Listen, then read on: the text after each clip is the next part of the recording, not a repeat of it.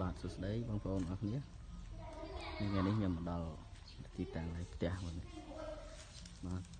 មានលបងជុំឲ្យអស់ក្បាលវាពីលបងហ្នឹងមកដល់លបងខាងនោះ45ម៉ែត្របាទហើយបណ្ដោយមកដល់ក្រោយនេះធ្វើលបង30ម៉ែត្រ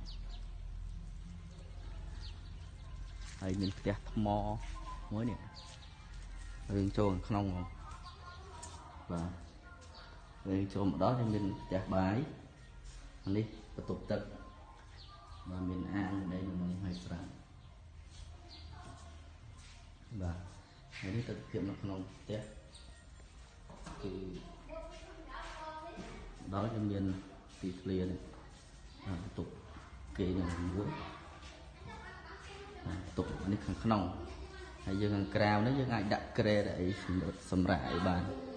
បាទនេះអីយ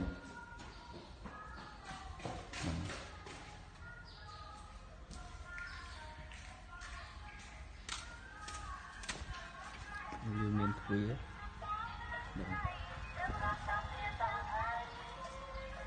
មានលបងមានអីជុំវិញហើយមានដើមឈើមានដូងមានស្វាយហើយនេះផ្លូវមុខដីផ្លូវគោះសស្អាតណាស់បងប្អូនតម្លៃ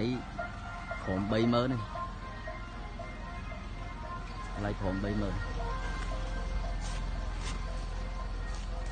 ហើយអាចទិញទុកបាន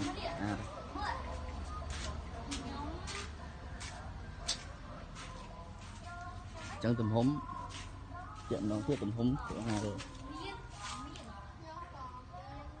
ក្បាល45ម៉ែត្របណ្ដោយ30ទំហំដីហើយទំហំផ្ទះគឺផ្ទះ5ម៉ែត្របណ្ដោយ9ត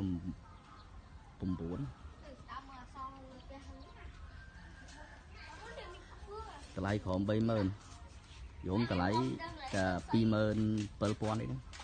យើងចរចាចុះចាក់ស្ដែង